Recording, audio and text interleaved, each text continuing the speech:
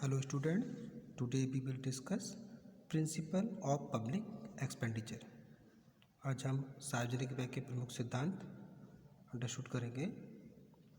देखिए, जनतंत्रीय शासन व्यवस्था और समाजवादी समाज की स्थापना तथा कल्याणकारी राज्य की धारणा के प्रादुर्भाव के फलस्वरूप आजकल गहनता और विस्तार दोनों ही दृष्टियों से राज्य के कार्यों में कंटिन्यू ग्रोथ होती जा रही है। इन कार्यों को संपादित करने में सरकार को बहुत बड़ी मात्रा में धन का व्यय करना पड़ता है।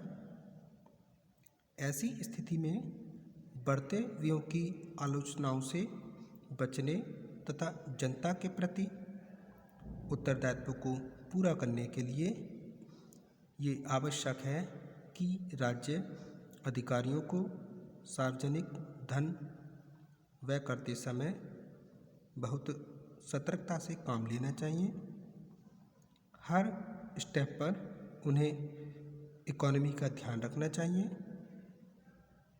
जिससे कि व्यय किए गए धन से अधिकतम सामाजिक लाभ प्राप्त हो सके। इसलिए अर्थशास्त्रियों ने समय समय पर सार्वजनिक व्ययों के सिद्धांत का उल्लेख किया है, जिसको हम 2 कैटेगरी में रखेंगे। फर्स्ट है बेसिक और fundamental principles of expenditure and second subsidiary principles of public expenditure. लोक व्यय का आधारित सिद्धांत, जिसको हम आइडियल ऑफ पब्लिक एक्सपेंडिचर भी कहते हैं, इसमें हम 2 बातों का निर्धारण करते हैं कि लोक व्यय की सीमा क्या होनी चाहिए, लोक व्यय को विभिन्न मदों में किस प्रकार डिवाइड करना चाहिए।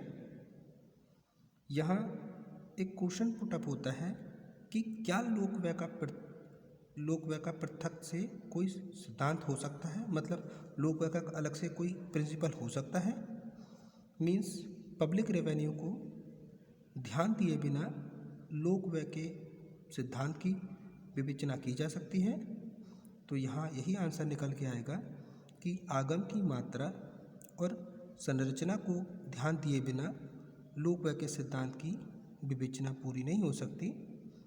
ऐसी सिचुएशन में लोक व्यय के सिद्धांत की वैज्ञानिक व्याख्या की दृष्टि से प्रोफेसर J.K. मेहता ने लोक व्यय की जो प्रक्रिया है उसको 2 पार्ट में डिवाइड किया है। जैसे प्लानिंग ऑफ पब्लिक एक्सपेंडिचर, लोक व्यय का नियोजन। सरकार को पहले से व्यय और आगम के बारे में प्लानिंग करनी होती है।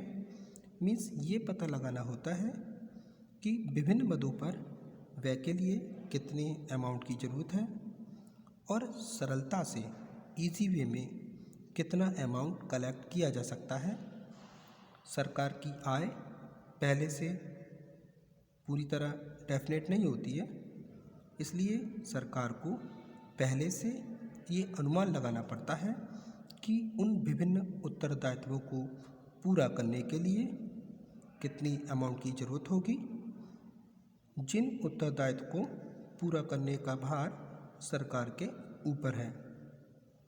यदि सरकार अपनी आय को पहले से निश्चित कर लेती है तो भी एक्चुअल आगम राशि में अंतर रह सकता है। इसलिए सरकार को लोक व्यय के संबंध में भी एक फ्लेक्सिबल पॉलिसी अपनानी होगी। आगम और व्यय के अनुमान की इस अवस्था में व्यय के संदर्भ में लोक व्यय के नियोजन की अवस्था कहा जाता है। इस अवस्था में राजस्व के सिद्धांत मीन्स अधिकतम लाभ के सिद्धांत, principle of maximum social advantage का प्रयोग करना होगा। मतलब हमें लोक व्यय और आगम का एक साथ विचार करना होगा। इसका इन्होंने दूसरा पॉइंट डिसाइड किया है, स्पेंडिंग ऑफ पब्लिक फंड्स, लोक कोषों का व्यय। देखिए, जब बजट पारित हो जाता है तो प्राय विभिन्न मदों पर संभावित आय भी निर्धारित हो जाती है। इनमें मामूली सा परिवर्तन हो सकता है, लेकिन किसी भी महत्वपूर्ण परिवर्तन के लिए विधानसभा या लोकसभा की पहले स्वीकृति आवश्यक है। इस प्रकार ये स्पष्ट हो जाता है कि व्ययों की प्रकृति और विभिन्न मदों पर व्यय की राशि उसी समय तय की जाती है, जबकि आगम के साधनों और उपायों पर विचार किया जाता है। इसके अंतर्गत व्यय के प्राथमिक क्रम को निर्धारित किया जाता है, जिससे यदि आगम में कोई कमी हो जाए तो प्राथमिकता के क्रम में नीचे से रहने वाले व्यय को स्थगित किया जा सके या उनको हम रिड्यूस कर सकें।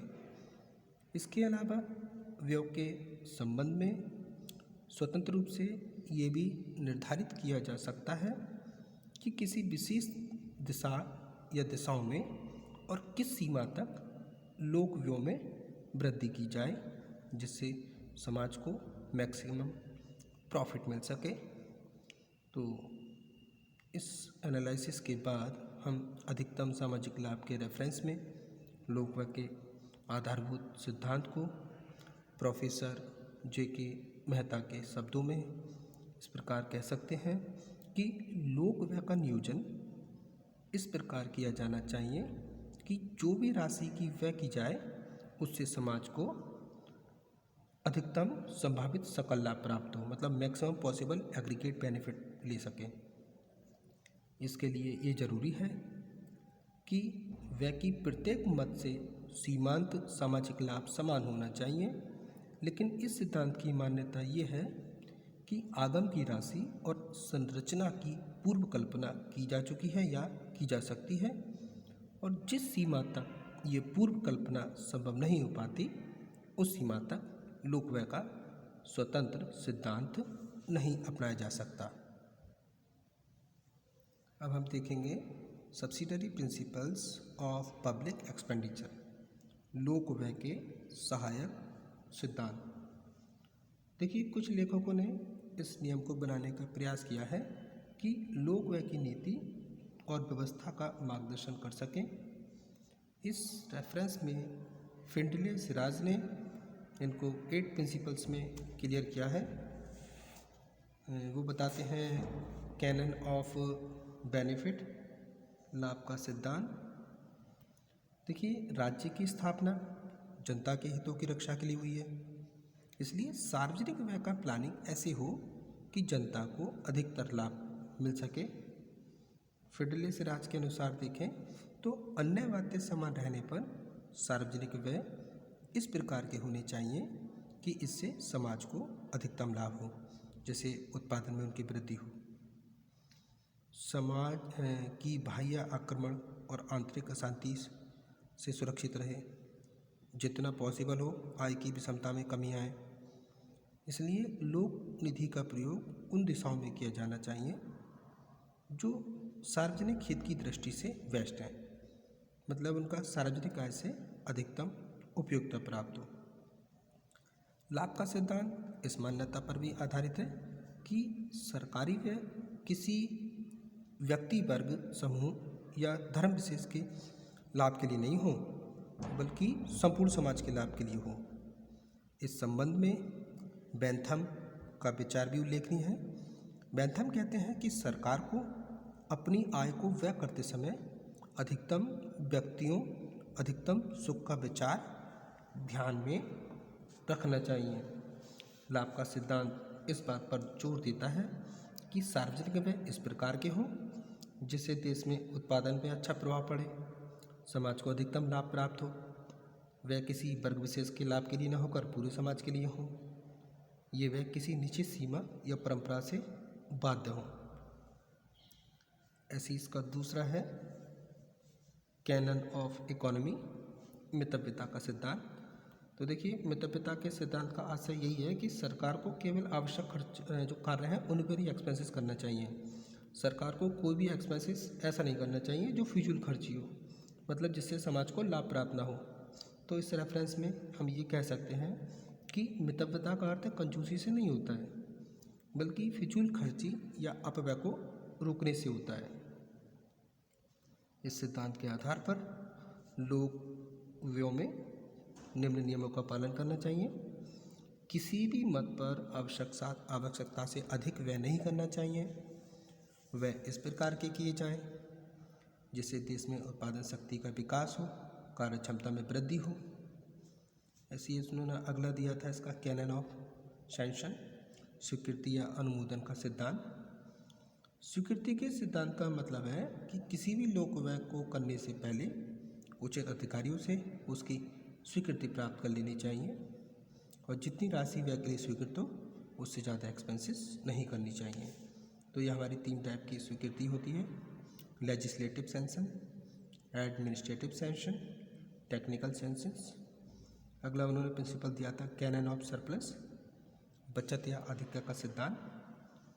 तो इस सिद्धांत का मतलब है कि सरकार को अपना आय व्यय इस प्रकार बैलेंस कर लेना चाहिए जिससे घाटे की अर्थव्यवस्था की जरूरत ही ना पड़े।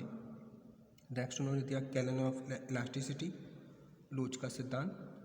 लोच के सिद्धांत का मतलब है लोक व्यय की संरचना इस प्रकार की हो कि उसमें परिस्थितियों के अनुसार कमी या वृद्धि की जा सके। नेक्स्ट दिया उन्होंने कैनन ऑफ प्रोडक्टिविटी, उत्पादकता का सिद्धांत। उत्पादकता का सिद्धांत इस बात पर जोर देता है कि लोक व्यय की ऐसी मदों पर व्यय करना चाहिए जिससे देश में उत्पादन शक्ति या उत्पादन की मात्रा में प्रत्यक्ष या अप्रत्यक्ष रूप से वृद्धि हो। नेक्स्ट उन्होंने दिया कैनन ऑफ इक्विटेबल डिस्ट्रीब्यूशन, समान वितरण का सिद्धांत। इस सिद्धांत के अनुसार लोक व्यय का नियोजन इस प्रकार से करना चाहिए जिससे कि देश में आय और संपत्ति का वितरण समानता की ओर बढ़े। इस आधार पर निर्धनों को लाभ पहुंचाने वाले कार्यों पर अधिक व्यय करना चाहिए। नेक्स्ट उन्होंने दिया कैनन ऑफ कोऑर्डिनेशन, समन्वय का सिद्धांत। देखिए, भारत जैसी संघात्मक वित्त व्यवस्था में लोक व्यय में समन्वय के सिद्धांत पर भी काफ़ी जोर दिया जाता है। इस सिद्धांत का मतलब है कि जैसे हमारी जो विभिन्न सरकारें हैं, जैसे केंद्र सरकार, राज्य सरकार, स्थानीय सरकार, इनके व्यय में क्या होना चाहिए? समन्वय रहना चाहिए, जिससे ऐसे ना हो कि कुछ मदों पर व्यय में दोहरापन हो जाए और कुछ मदों पर व्यय ही ना हो। तो आज की वीडियो के लिए इतना ही। Thank you very much students.